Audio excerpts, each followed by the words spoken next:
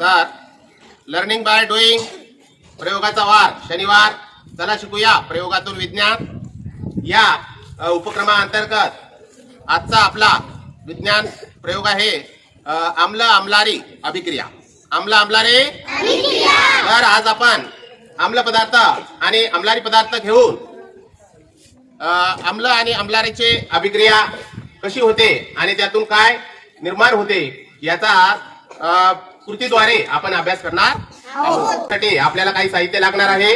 त्यामध्ये एक प्लास्टिकची बॉटल, आम्लारी म्हणून या ठिकाणी खाण्याचा सोडा मी आणलेला आहे. खाण्याचा सोडा, सोडियम बायकार्बोनेट NaHCO3 असं त्याचं रेणुसूत्र आहे. तर सोडियम बायकार्बोनेट म्हणजे खाण्याचा सोडा.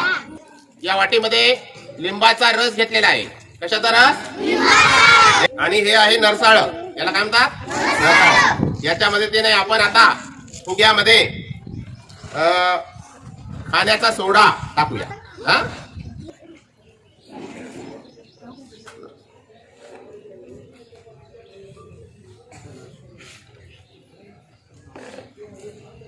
तुम्ही पाहू शकता या फुग्यामध्ये मी काय टाकलेला आहे? खाण्याचा सोडा है ना. आता हा फुगा आपण या बाटलीच्या तोंडाला लावूया, है की नाही. परंतु त्याआधी आपण या बॉटलमध्ये लिंबाचा रस टाकून घेणार आहोत. लिंबाचा रस. तर सध्या या बॉटलमध्ये काय रे? तर लिंबाचा रस आहे, है ना. लिंबू हा असा पदार्थ आहे त्यामध्ये सिट्रिक आम्ल असते. कोणता आम्ल असते? या उलट हा जो खाण्याचा सोडा आहे हा खाण्याचा सोडा आम्लारी आहे. काय आहे? आम्लारी आहे. आणि हा जो लिंबाचा रस आहे यामध्ये सिट्रिक आम्ल आहे, म्हणजे हे आम्लधर्मी पदार्थ आहे. हा आता बॉटल मध्ये गेलेला आहे आम्ल आणि फुग्यामध्ये भरले आहे खाण्याचा सोडा म्हणजे आम्लारी. फुग्यामध्ये काय भरलाय? आम्लारी. आता आपल्याला प्रयोगाचं नावच आहे आम्ल आणि आम्लारी यांची अभिक्रिया पाहायची आहे, है ना. तर पाहूया मग आम्ल आणि आम्लारी या ठिकाणी जेव्हा मिक्स होतील, एकमेकात मिसळतील, त्यावेळेस काय घडते ते. तर हा फुगा मी या ठिकाणी सावधगिरीने या बॉटलच्या तोंडाला लावत, या ठिकाणी पहा हा फुगा मी बॉटलच्या तोंडाला लावलेला आहे. मी काय करणार आहे? तर हा फुगा आता वर करणार आहे. मग काय होईल रे? खाण्याचा सोडा कशात पडेल? हा, बॉटल मध्ये. म्हणजेच कशात पडेल? लिंबाच्या रसामध्ये ते जाऊन मिक्स होईल, है ना. तर पाहूया मग काय होते ते. तर या ठिकाणी पहा, आता मी हा फुगा असा वर घेतो आणि तुम्ही पाहू शकता, है ना. याच्यामध्ये काय होत आहे रे? अभिक्रिया. यांच्यामध्ये काय होत आहे?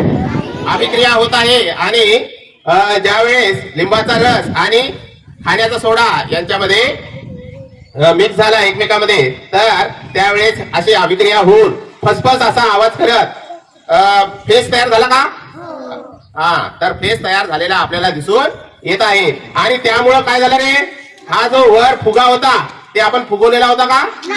तर हा फुगा आपोआप फुगलेला आहे, कारण की या अभिक्रियेतून एक वायू तयार झाला. त्या वायूचं नाव होतं कार्बन डायऑक्साइड वायू. तो वायू सरळ कशात गेला रे? फुग्यामध्ये प्रवेशित झाला आणि फुग्याचा आकारमान त्यानं वाढवलं, कारण की त्या कार्बन डायऑक्साइड वायू कशात गेला? फुग्याच्या आतमध्ये गेलेला आहे. त्यामुळे फुगा थोडाफार का होईना फुगलेला आपल्याला या ठिकाणी दिसत आहे. तर ही जी अभिक्रिया झाली आम्ल आणि आम्लारीची, या अभिक्रियेला उदासीनीकरण असे म्हणतात. मग उदासीनीकरण म्हणजे काय? उदासीनीकरण म्हणजे ज्यावेळी आम्ल आणि आम्लारी यांच्यामध्ये अभिक्रिया घडून येते त्यावेळेस पाणी आणि क्षार तयार होते. आता सध्या याच्यात काय तयार झाले?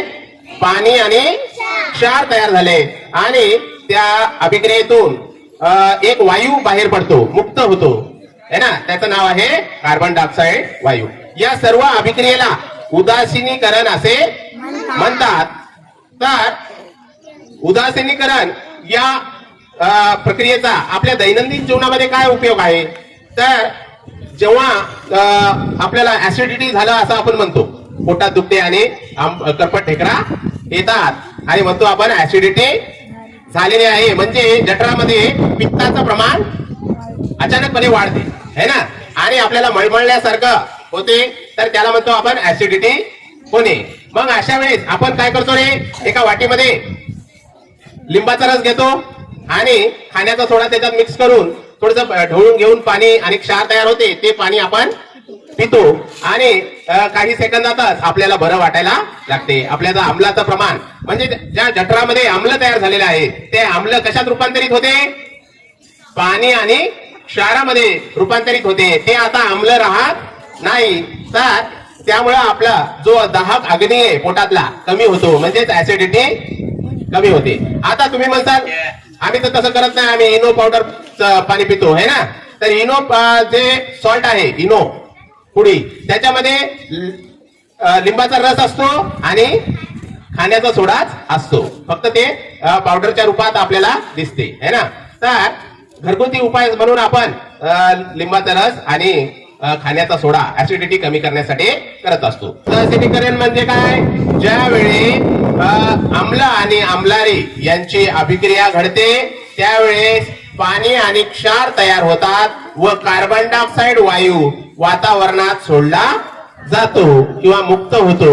या क्रियेला उदासीनीकरण किंवा न्यूट्रलायझेशन असे म्हणतात. आता आपण पाहू शकतो एक मेणबत्ती मी पेटवलेली आहे. आता हा फुगा यामधील कार्बन डायऑक्साईड वायू आता मी ग्लासमध्ये भरतो आणि त्यानंतर अशी मेणबत्ती यामध्ये ठेवतो, काय होते पाहूया.